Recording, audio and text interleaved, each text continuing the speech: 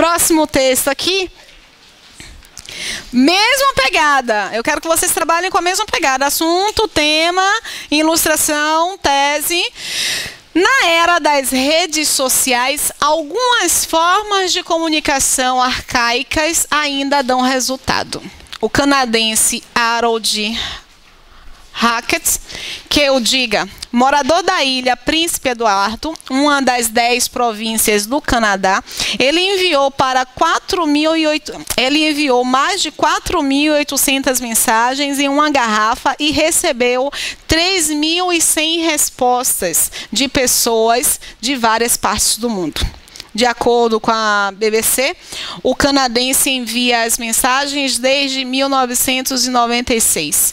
O seu método é simples. Harold utiliza garrafas de suco de laranja e se certifica de que as mensagens estão com data. Antes de enviá-las, checa o sentido dos ventos, que devem rumar de preferência para oeste ou sudoeste. Algumas cartas demoraram 13 anos para voltar para ele.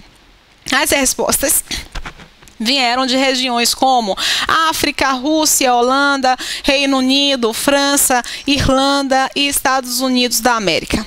Ele acabou fazendo amigos com as mensagens, criando vínculos. Recebeu até presentes e cartões de Natal. O canadense diz que continua adorando a se comunicar dessa maneira e afirma que o método chega a ser, muitas vezes, mais eficaz do que a comunicação por Facebook e Twitter. Intencionalmente, nunca coloca o número do telefone nas mensagens para recebê-las de volta da mesma maneira. Mas ele está falando que a comunicação não é a chegada. Porque a comunicação, ela perpassa por outros processos também, é um olhar, sei lá, enfim.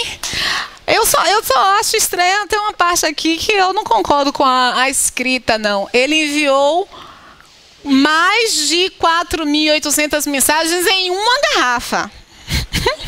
Na mesma garrafa.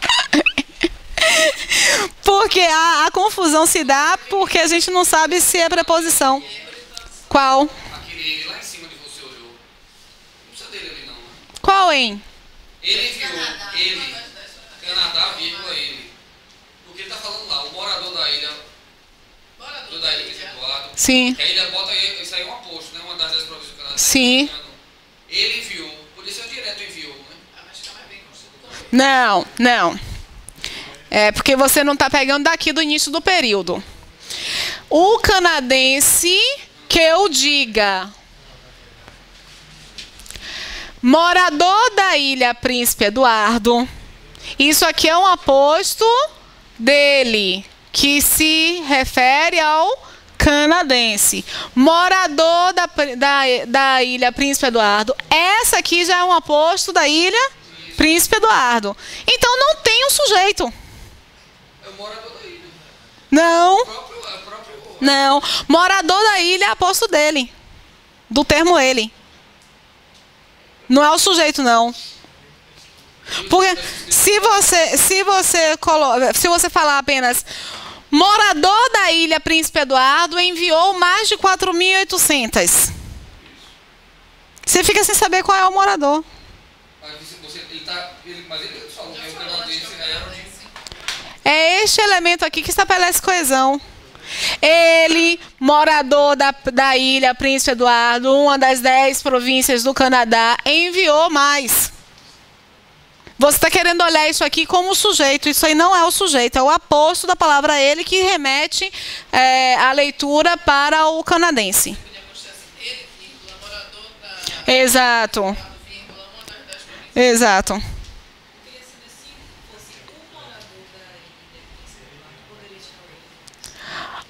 Olha, se fosse esse morador da ilha, poderia ter.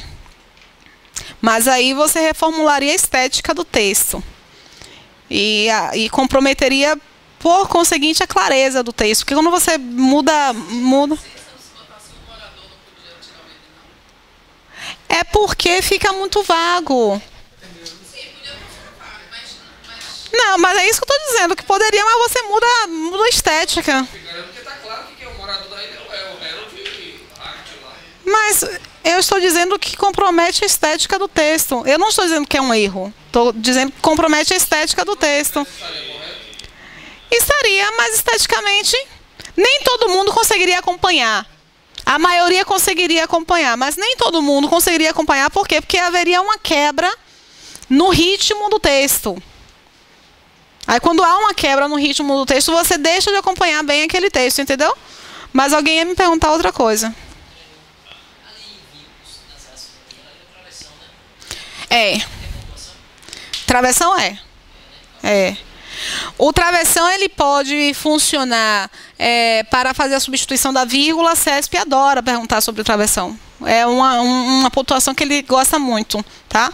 Ele pode substituir a vírgula, pode substituir os parênteses, sendo que se eu substituo aqui, ó, se eu substituo esse travessão por parênteses, ele pode perguntar: poder-se-ia substituir o travessão por parênteses? Verdadeiro ou falso? Eu poderia substituir o travessão. Aí é aquele lance do acento grave, né? Ou da letra maiúscula. Eu não posso substituir esse travessão por parênteses. Ele tem que dizer que eu tenho que substituir esse travessão por parênteses e fechar o parênteses em Natal. Poderia. O CESP às vezes pergunta. Cadê? Esse aqui? Que devem arrumar para... Poderia ser a vírgula aqui por se tratar de uma oração adjetiva explicativa, e eu poderia colocar também uma vírgula aqui porque ele está explicando. Ó, poderia ser vírgula, poderia ser 2 pontos, porque ele está explicando. Criou vínculo como? Criou vínculo porque recebeu até presentes, ele está fazendo uma constatação. Então, eu posso colocar 2 pontos, vírgula, posso colocar parênteses, ponto e vírgula não posso colocar. Porque o ponto e vírgula ele só pode ser colocado em 2 situações. Primeira situação, para separar enumerações. Principalmente enumerações que tenham elementos muito longos e dentro desses elementos haja vírgulas. Porque você fica meio perdido. Tá? A segunda situação, quando eu tiver 2 informações completas. Elas podem ser dependentes semanticamente, mas sintaticamente elas são completas. Ou seja, com orações coordenadas. Eu posso separar orações coordenadas. E eu só posso colocar ponto e vírgula no momento em que eu puder também colocar um ponto. Eu posso colocar ponto aqui?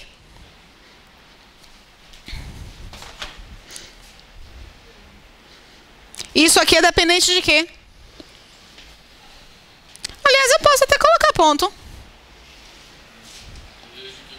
Eu posso até...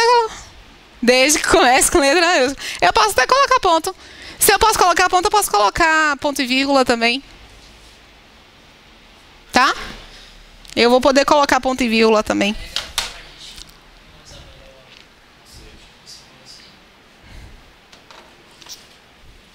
Ponto e vírgula, se eu puder colocar um ponto, eu posso colocar ponto e vírgula. Esse é o esquema. 2 situações. Primeira situação, separação de enumerações. O travessão. Se você puder colocar... Como é que o CESP cobra isso? O travessão ele pode substituir as vírgulas, mas não em toda a situação, porque se forem vírgulas que separam enumerações, eu não vou poder ficar colocando a enumeração separada por vírgula, ou por travessão. Tá? Você coloca o travessão quando for introduzir uma explicação, uma identificação de causa, quando for apresentar uma oração explicativa, que já é a própria explicação, então você pode colocar o travessão. O travessão ele vai ser colocado, uma dica interessante, quando você quiser dar destaque àquela informação.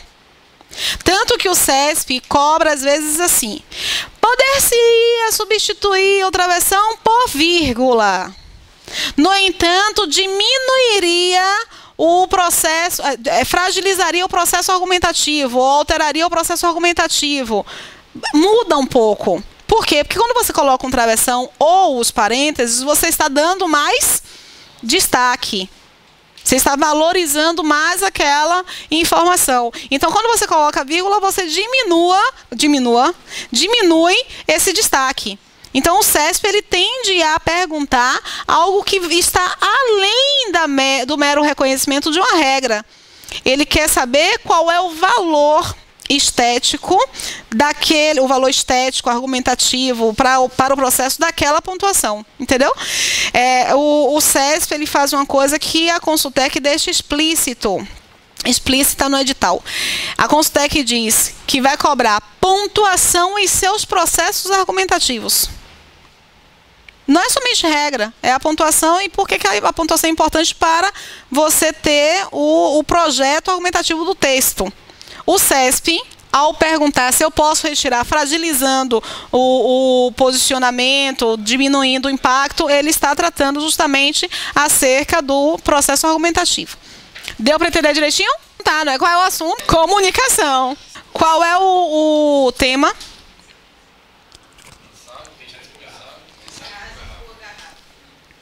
Comunicação por garrafa, mensagem por garrafa. Você sai da leitura dizendo foi bom saber? Ou concordo ou discordo? Você discorda de quê? Discordo da eficácia da... Legal. Legal. Isso aqui é o autor ou é o Harold? É o canadense. Então, o canadense tem uma tese, mas o autor está apresentando para você uma tese? Entendeu, Átila? Então, assim, a gente tem que tomar cuidado, porque quando ele pergunta sobre o processo do texto, ele está falando sobre aquele autor. O autor ele pode trazer várias opiniões, mas ele não está definindo. Se ele colocasse aqui embaixo, deveríamos todos mudar a forma de comunicação, seria um texto, deveríamos fazer igual, aí seria um texto argumentativo. Mas, no caso, não é um texto argumentativo, que é a opinião de Harold. Aí seria o posicionamento. Esse texto é um texto informativo. Depreende-se, ó o termo, depreende-se do texto que enviar mensagens por meio de garrafas pode ser mais eficaz do que enviar pelas redes sociais, porque remete a tempos antigos, trazendo à tona sentimentos mais primitivos de pertencimento. Gente, depender demais. Nós temos vários termos. Ele pegou pesado aí também nessa, né? Porque ele coloca vários termos que não estão no texto. Ele coloca trazendo à tona sentimentos. Ele fala sobre sentimentos? Não. Sentimentos primitivos, nem de pertencimento. Oxe, nada a ver. Então você não pode depreender com estruturas que não estão presentes implicitamente ou explicitamente no texto, tá? Essa aí é falsa, e tranquilamente falsa.